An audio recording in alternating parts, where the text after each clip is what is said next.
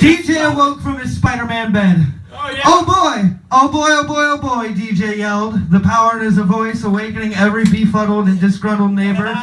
From single-cell animal up to and including human carnations, the pleasantry in his tone awaking each enlightened spirit from their celestial slumber.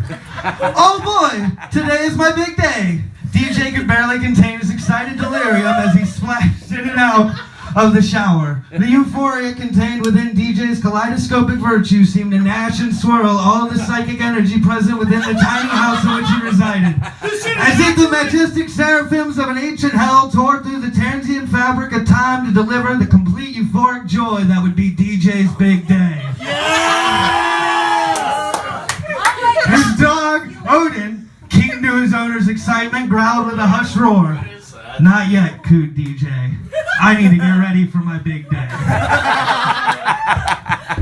Immediately skipping breakfast, DJ romped straight to his room and began to design his attire for the day's festivities. Though he'd been planning months, possibly years, depending on who you ask when they last saw his envisioned designs, DJ was still entirely unsure of what his body deserved to be laced in. When he go with the jean jacket, he is spending a numerous amount of hours diligently stitching by hand, each patch representing a band long since deceased, and entirely irrelevant to today's social standards of modern decency and prudent decorum, or to be the same band t-shirt that he had vomited in while receiving a weak blowjob during a house show somewhere in a city he couldn't spell. Either way, the burden was one that he had to suffer alone. Though the choices weighed down on him harder than the time he was hoisted onto a bar table by two large men, DJ managed to gather himself and stick to the matter at hand.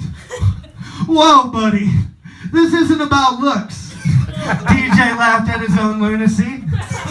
This is about the day. I am going to have a fantastic day.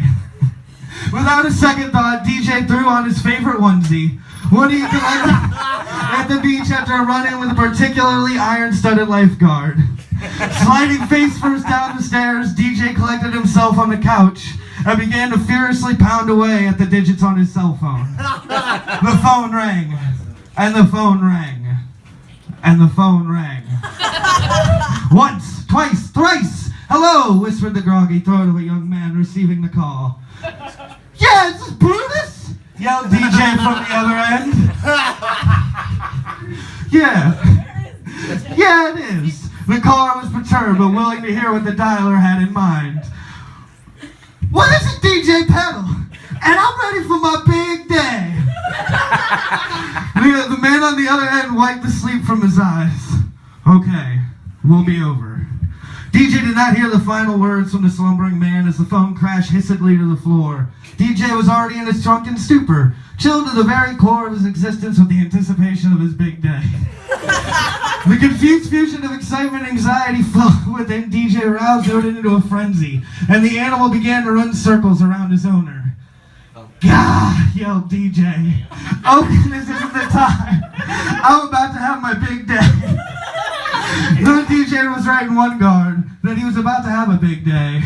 He was wrong in the sense that it would be a quick departure for those he had contacted. In reality, DJ would spend hundreds of thousands of moments buried deep within his phone, or side-straddling a chair, his very essence begging for his phone call to arrive. As DJ paced around the room, there was a knock at the door. Oh boy, my big day. With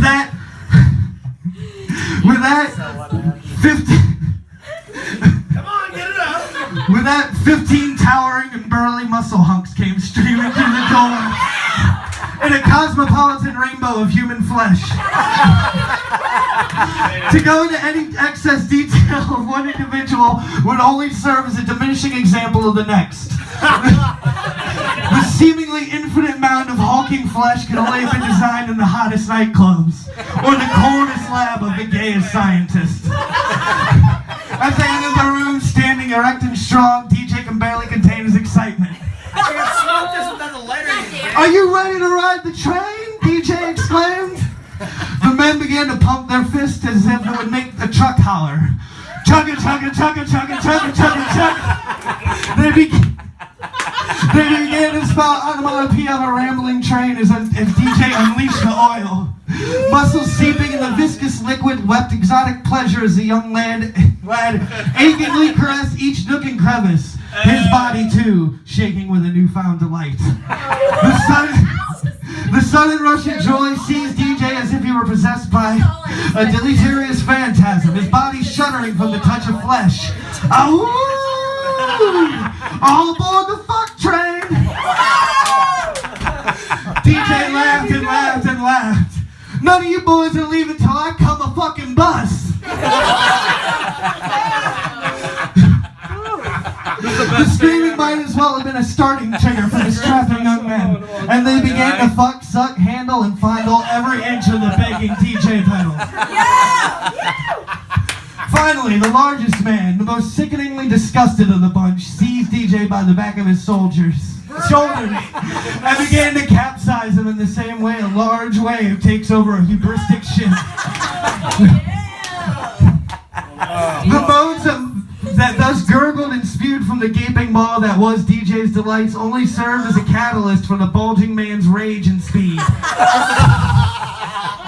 Each thrust brought down dust that had clung desperately to a whirling ceiling fan that is now departed on earth. Rest in peace! It is also important to note that DJ seemed to gyrate in harmony with said ceiling fan, which impressed the other men enough to warrant their own desire for DJ's unshapely posterior. As one of them tried to make a grab for DJ, the angry man shook them away. Not yet, boys. Laughed the angry man. This one is still for me. His laugh roused Sean, DJ's boisterously unpleasant roommate, who is generally undisturbed by even the largest full-scale apocalypse. And he removed himself from his room to check on the commotion. Just what the fuck is this? Sean snorted. DJ would not take his eyes off the man kissing his neck. You mean you don't want to get down on this fuck party?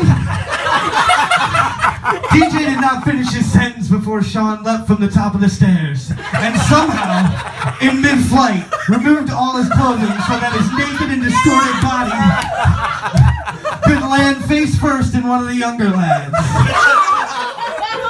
The two fit like a glove.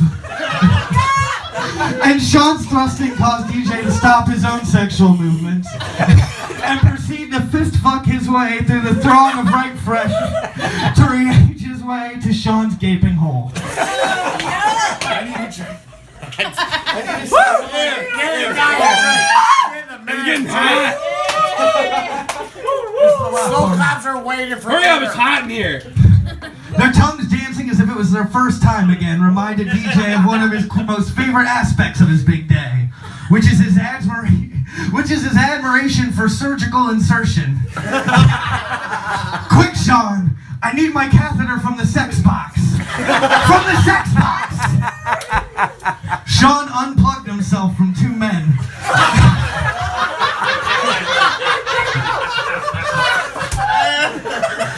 And found DJ's demanding prize.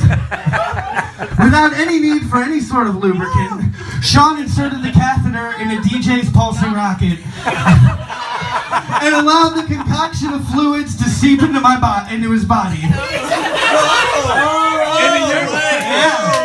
right the wave, y'all. Easy, killer. Easy. This is my sex juice. It makes me fuck harder and longer and I'm faster. I just gotta get my fuck on. I live to fuck. Whether it was to impress those that walked on the more wild side of things, or whether it was truly a matter of a deep appreciation that was his big day, DJ then proceeded to stick his entire fist into Sean's awaiting asshole. A move that both shunned and perversely impressed those that were paying attention, mostly for the speed and tenacity to which Sean took it. As the commotion went on through the night, including a brief stint involving the dog, Odin, that that many in the room agreed would not be spoken about after said night. The group collectively began to wind down by taking turns freely peeing on one another. A scene that would remind one of the great masters that we're the artists of ancient Rome, were it not for the sounds pouring from every splash of hot mess. As DJ lapped every drop, he mused to himself that it truly was a big day. Yeah!